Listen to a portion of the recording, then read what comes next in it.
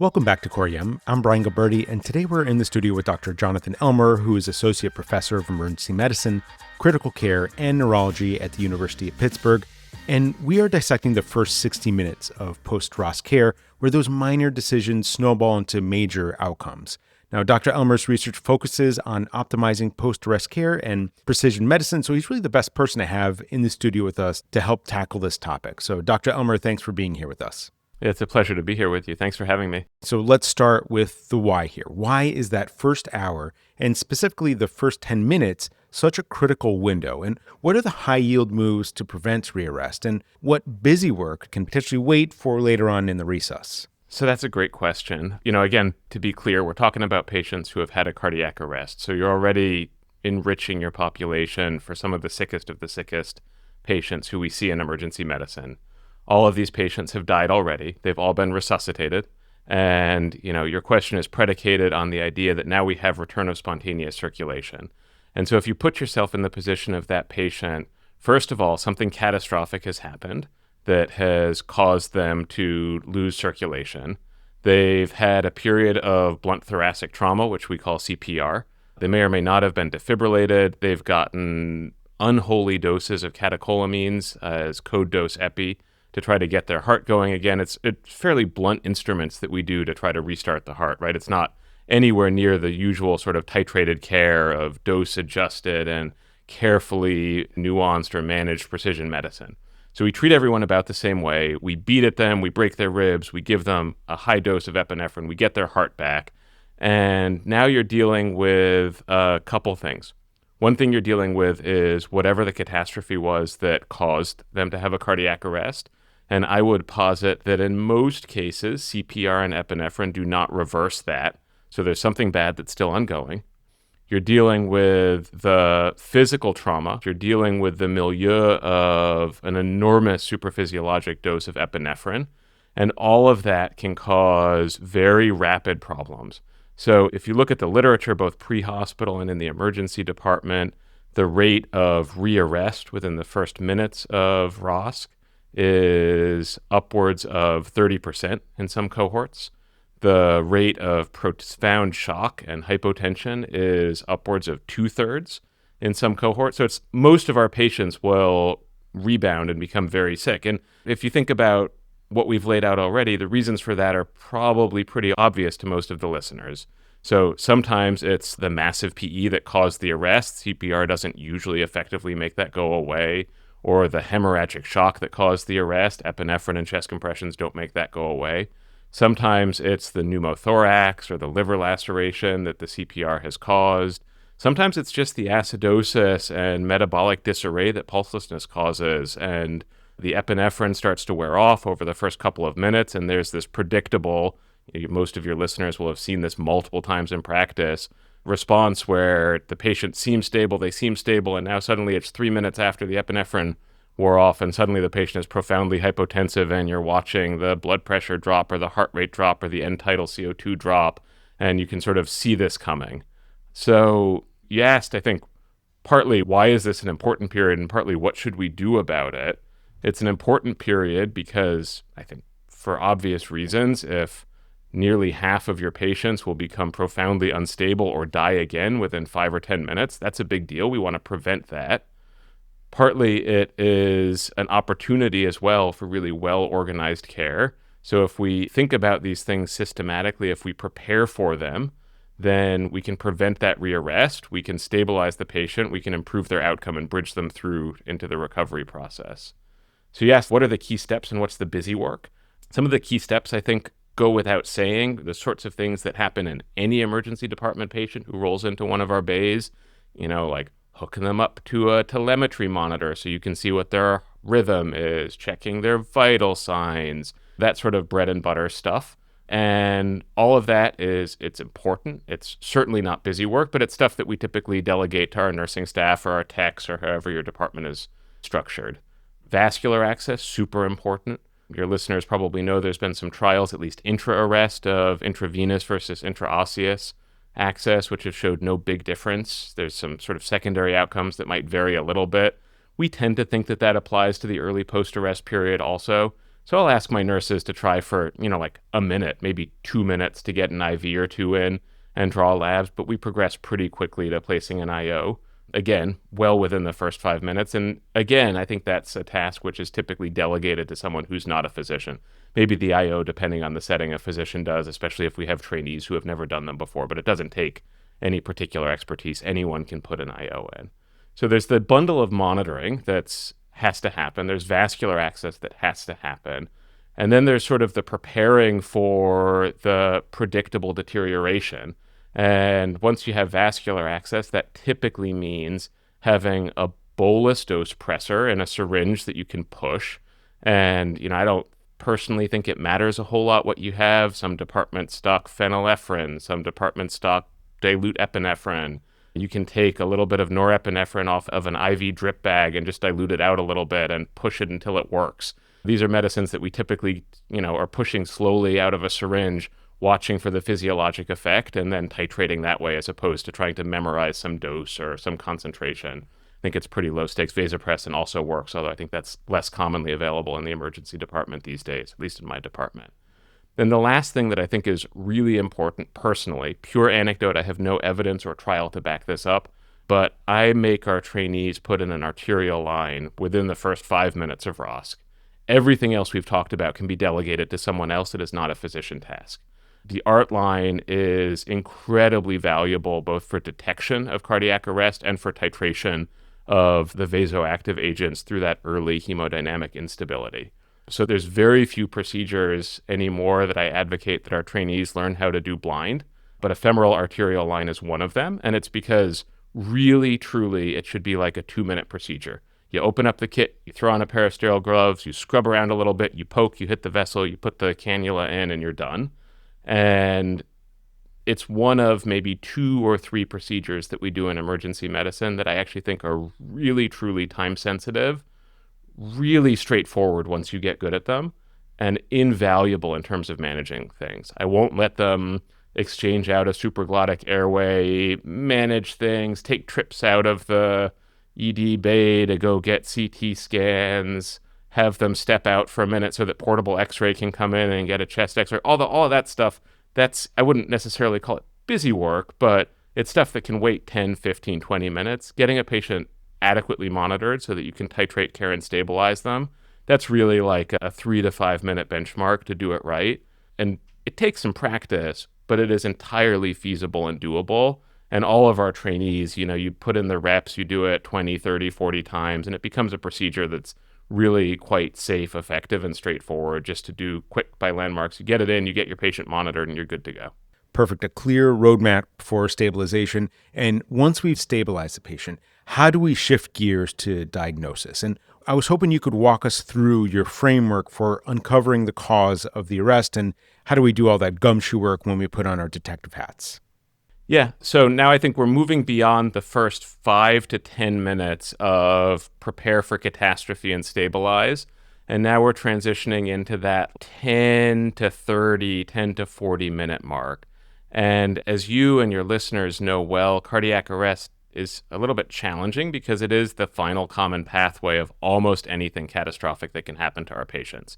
And so expecting you to be able to manage somebody who's arrested from an acute coronary syndrome the same as someone who's arrested from penetrating thoracic trauma is obviously ludicrous. Those are extreme examples of how the etiology of the arrest may change what the appropriate immediate next steps in management are. But there are a myriad of things that can cause a cardiac arrest. If you look at the literature and the epidemiology, there's some older autopsy series like from the 90s that suggest that acute coronary syndrome and coronary artery disease are far and away the most common causes of cardiac arrest. That's not really true anymore, at least of the patients who are resuscitated from cardiac arrest and survive to our hospital care. At my hospital in Pittsburgh, we see between 400 and 450 post-arrest patients a year, and we have done a number of observational studies where we've actually mapped the etiologies of their arrest to one or more rubrics to try to just describe the epidemiology a little bit better. And in our numbers, the percentage who have arrested from an acute coronary syndrome are somewhere in the 6 to 10% range. So it's really truly a minority. Other causes of arrest can be cardiac, so they could be arrhythmias secondary to scars or cardiomyopathy or congenital heart disease or low flow states like RV failure from a PE or LV failure in some of our patients who are on the cusp of inotropy dependence or cardiogenic shock. So there's this world of heart things. For us in Pittsburgh, our most common causes are respiratory, so they're the COPD exacerbations, the nursing home patient who gets pneumonia and mucus plugs and respiratory insufficiency and kind of gets the dwindles from that. So there's the heart things, there's the lung things. You can obviously exsanguinate either from traumatic or atraumatic causes, things like a GI bleed. We, in our department, get a medium amount of NIH funding for cardiac arrest research from the Heart, Lung, and Blood Institute. And so we remember the heart, lung, and blood things, which covers about half of the arrests when you sort of put them together. That's a mnemonic that works for us, but if you're not an NIH geek, that maybe is not the most effective mnemonic. And then you start getting into not in common, but other causes. So for us, between 4 and 5% of our arrests are from intracranial catastrophes, big subarachnoid hemorrhages, ICHs, status epilepticus, things like that. Metabolic disarray, especially in our dialysis patients. When we did some stakeholder engagement and a Delphi process to try to even create a classification system for cardiac arrest and then tested it to see how the actual data mapped to that, we ended up with about 18 categories of things that can cause you to arrest. And I think the important point there is not rote memorization of 18 things. That's useful for epidemiology. It's not useful in clinical practice to try to run through an 18 list thing. Nobody has mnemonics for things that long. What's important is to remember that literally anything bad can cause you to have a cardiac arrest, and so to cast a broad net. And the pitfalls we see is when you see something, say ischemic-looking EKG changes, and people say, oh, that's gotta be from the cause of the cardiac arrest as opposed to a consequence of the cardiac arrest, and then they stop looking for other things. And so we routinely always in everyone, even the patients who come in and say, oh, I had this crushing chest pain that felt just like my MI, and then the next thing I knew I was here. Even where it seems obvious, we cast a broad net. And that looks a lot like what we call them as one of everything labs. You probably have something else. Some people call them like rainbow labs, one of each of the tube colors. So lots of lab tests. Unfortunately, in this day and age, that usually means toxicology screens too. About 10% of our arrests in Pittsburgh are overdoses these days. And it means really comprehensive cross-sectional imaging. So we do a CT and CTA of the head and neck. There's nothing worse than missing the basilar stroke that caused the patient to arrest and then discovering it like days later when it's too late to do something about it. It means contrasted imaging of the chest, which can find PEs. It can find some of the blunt thoracic trauma. So like maybe 5 to 10% of our patients will have a pneumothorax or a mediastinal hematoma or something else post-CPR that may matter, especially if you then start thinking about like thrombolytics or otherwise. And we image through the belly also. Some of that's to look for, again, consequences of cardiac arrest like the liver or splenic lac. Some of it is to look for causes of arrest like the unexpected dead gut or intra-abdominal catastrophe. So we cast a really broad net. Probably everyone agrees you can't over-lab test people. Some people worry about contrasted imaging. In critically ill patients, we don't often know what their renal function actually is. Most of our patients will have acute kidney injury. There's some pretty good observational data, some just presented in the last year or so from a couple large cohorts from Japan and Korea, that the risk of acute kidney injury from a pan-CT scan after cardiac arrest is really incremental, if anything. If you throw thousands of patients at the analysis, you can maybe find a 1% or 2% increase. But the diagnostic yield of CT scan after cardiac arrest is upwards of 50% for things that matter, either causes of cardiac arrest or consequences. And so we happily accept the couple % risk of an acute kidney injury against a diagnostic yield that's about as high from a pretest probability perspective of anything we ever test for in emergency medicine. Perfect. And these are really staggering numbers, Jonathan. A diagnostic yield of 50% for the PAN scan, that really changes the calculus completely for how we approach these patients. Now, let's talk about targets. Once the ART line is in, how are you using MAP and blood gases to help guide your resuscitation? Yeah, so that's a really hot topic in cardiac arrest research right now and sort of controversial. In general, in critical care, as you and your listeners know, we think about targeting a mean arterial pressure of 65 for most comers under most circumstances. That's like the appropriate target for your septic patient or your general sort of, I don't even really know why you're hypotensive, but I'm pretty sure it's not cardiogenic shock patient. Sometimes if it's pure heart problems, we'll go a little bit lower, but that's a bread and butter rule. And what that comes from is the autoregulatory curve that everyone saw sometime in medical school and may or may not remember, that, starts near a flow of 0 at a pressure of 0, and then sort of increases linearly as blood pressure goes more than 0, flow starts to pick up, and then there's this inflection where it flattens out. And that flat portion of the curve is called autoregulation. And there's a lower limit of autoregulation, which in most healthy adults is somewhere around 60 or so.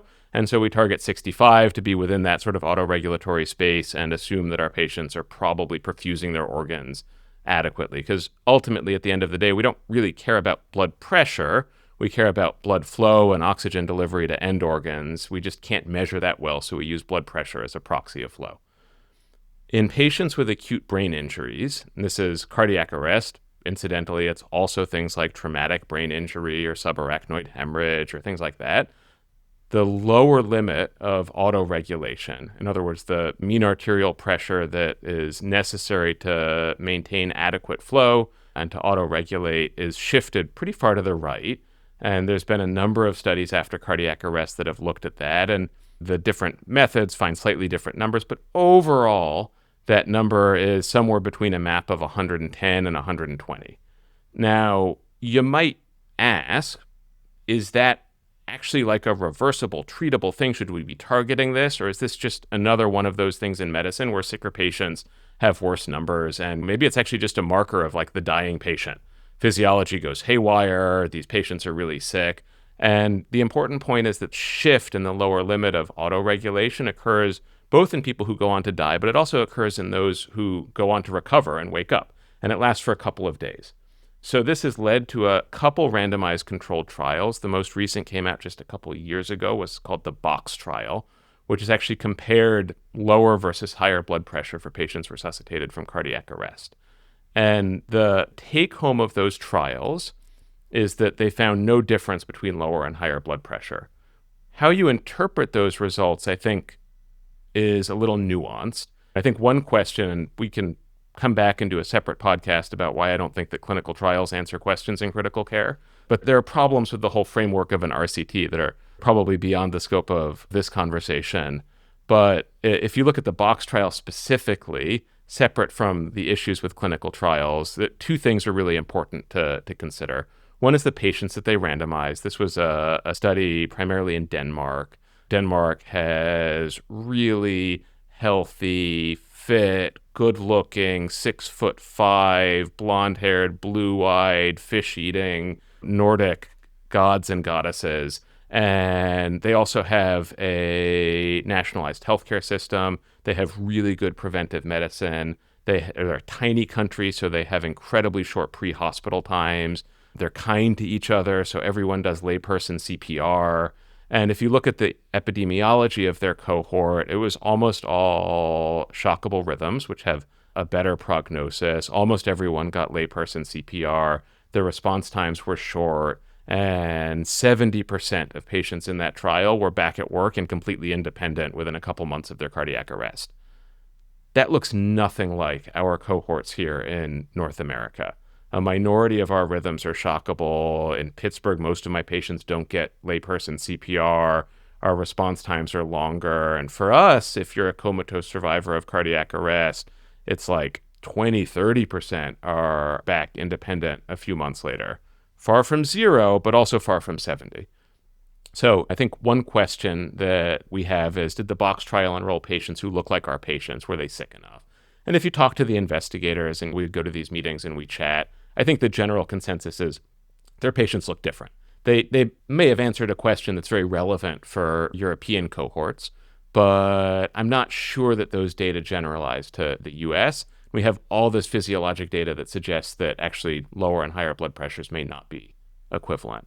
The other thing to look at is the treatment arms that they randomized patients to.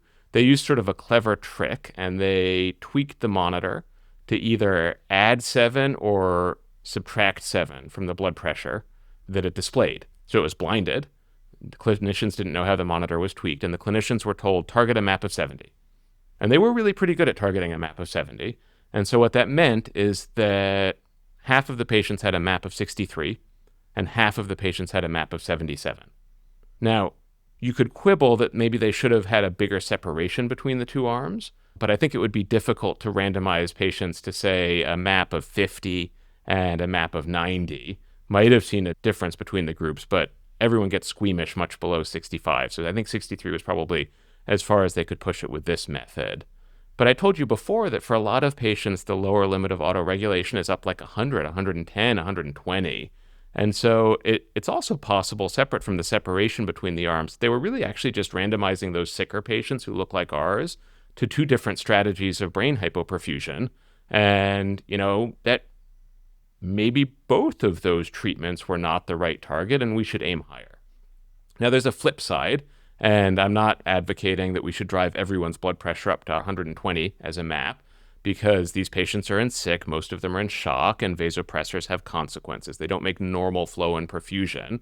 And I think if you put patients on high-dose pressors to achieve a much higher MAP and suddenly their fingers and toes are falling off and their gut is dead, that's obviously not a beneficial therapy. Moreover, many of these patients have some heart failure and they may not like the afterload.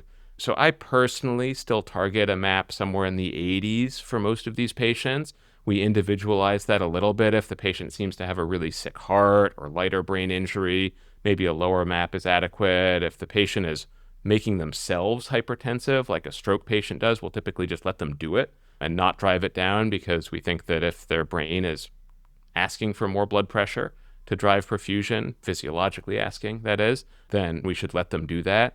But I confess that I don't have any strong evidence for that target. I can say that the trials support that any target is fine. They've been neutral. So it's not as though they suggest a harm signal from a higher blood pressure. And so for me, with neutral trials that maybe don't generalize a whole lot, but a lot of physiologic evidence and rationale for now 50 years or more about brain perfusion in particular after cardiac arrest, and the fact that neurologic injury tends to drive most of these patients' outcomes, I tend to err on the higher side. Yes, separately about blood gases. And again, there's been a bunch of trials, and again, those trials have been neutral, supporting my hypothesis that we shouldn't do trials in critical care. We should find other methods of knowledge generation. The box trial was a factorial trial, and another arm of it compared lower versus higher PaO2. Again, the separation was small. I can't recall the exact numbers, but it was maybe a PaO2 of 70 versus 90. Very, very small separations between the groups, and saw no difference there.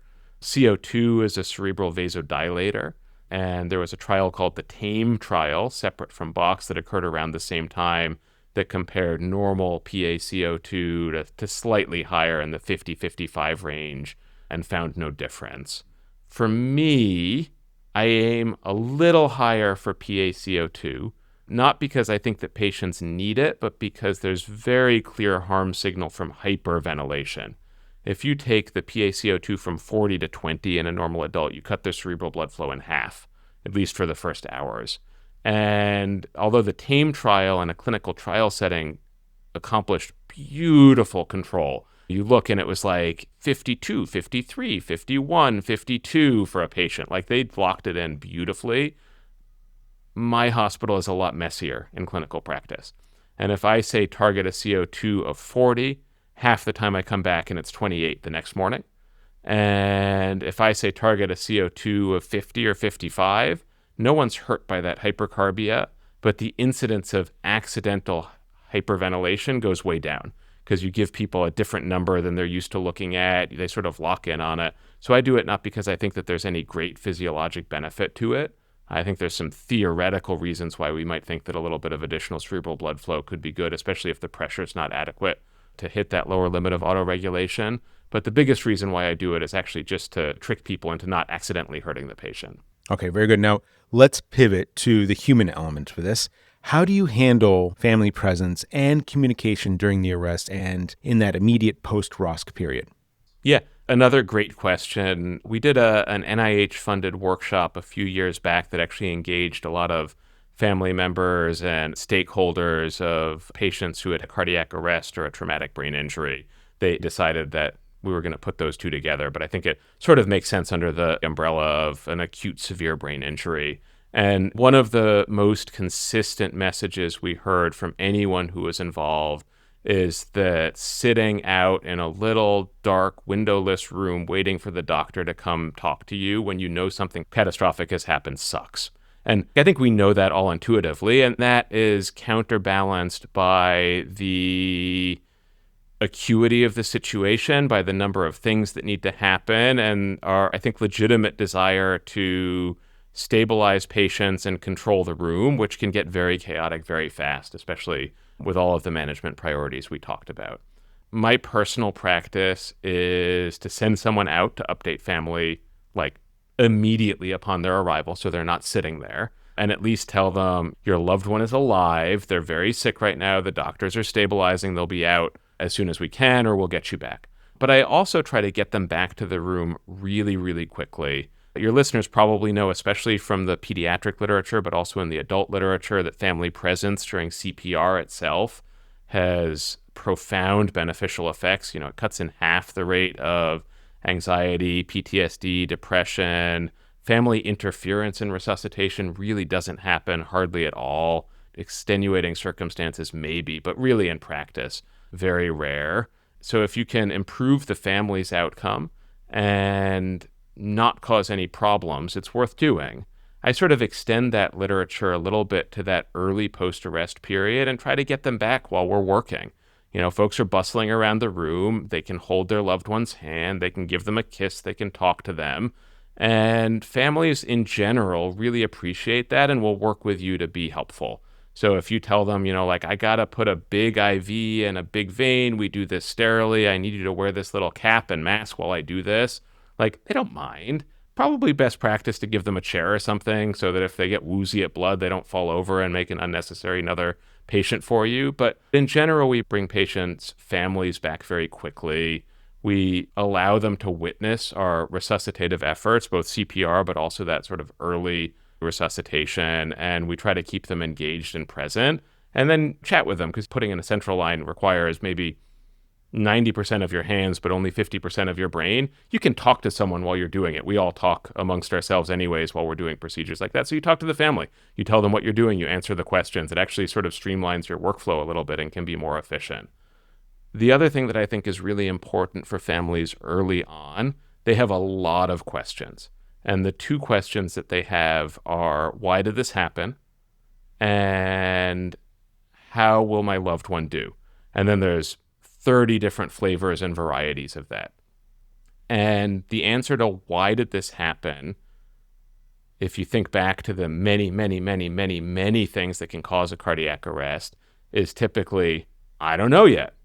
And families are okay with that, right? They want you to be straight with them and be honest. So hearing many things can cause this, we're doing a lot of tests, we'll keep you updated, we'll let you know what we learn as we learn it, is typically a sufficient answer.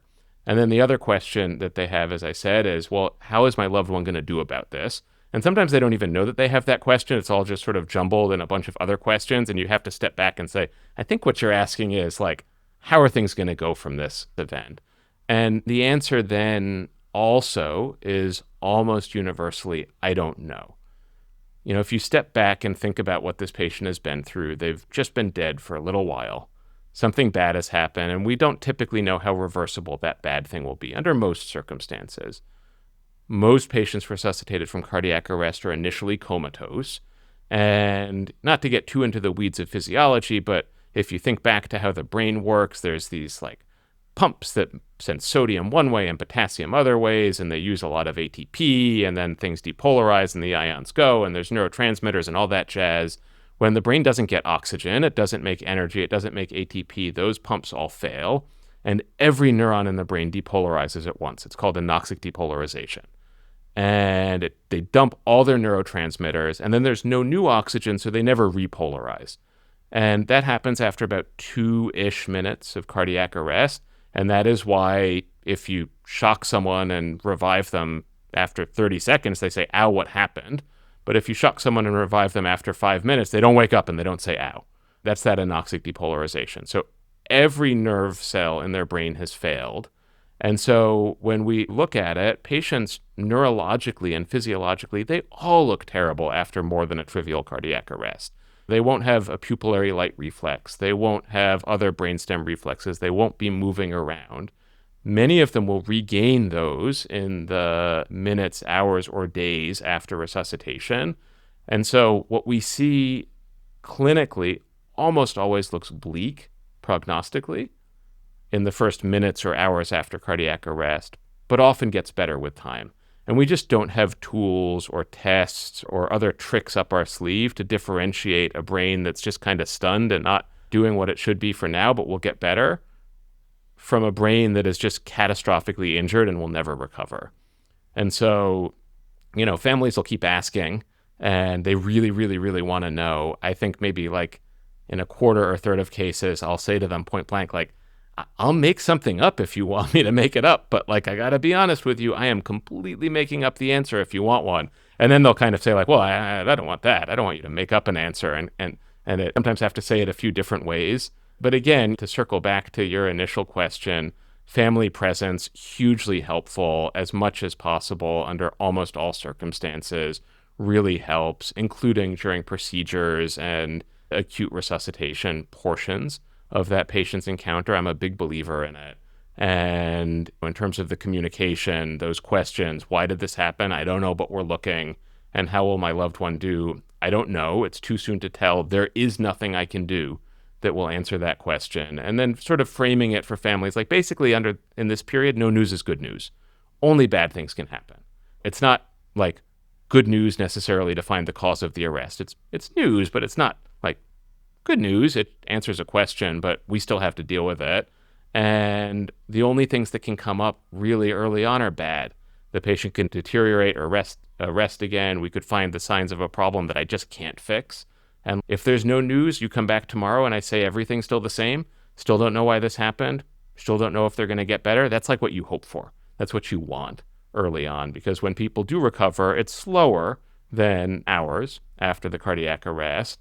And so what we hope for our patients and what we communicate to our families is that really everything's going to be pretty quiet. It's going to be a quiet evening. It'll be a quiet night. You'll come back tomorrow. You'll say, what do I need to know? We'll say there's nothing that's new that you need to know. And that's what you're hoping for as a family member under those circumstances. Okay, perfect. Really high yield, start to finish. Dr. Elmer, let's wrap it up with some take-home points. First, the 5 to 10 minutes post-ROSC are critical. Up to 30% of patients rearrest, and 2/3 may experience profound shock as epinephrine starts to wear off. Placing a femoral arterial line within the first 5 minutes is a vital physician task that enables immediate detection of rearrest and precision titration of our vasoactive agents. Next, cast a broad diagnostic net that includes rainbow labs and toxicology and a pan scan, so CT head, neck, chest, abdomen, and pelvis, as the diagnostic yield for these is approximately 50%, with a negligible kidney injury risk that is certainly outweighed by the benefit of prompt diagnosis and treatment. Fourth, while recent trials like the box trial were neutral, physiologic rationale really supports aiming for higher MAPs. So as an example, over 80 millimeters per mercury to meet that right shifted autoregulation curve often seen in these post-cardiac arrest patients. And finally, bring the family to the bedside immediately to reduce their anxiety and PTSD if they're willing to. And when asked about prognosis, it's okay to say, I don't know, because that's often the most honest and appropriate answer in these cases. Okay, that'll do it for this episode. Dr. Elmer, thanks again for joining us in the studio. It was my pleasure. Thanks for having me, and thanks to all of your listeners for listening.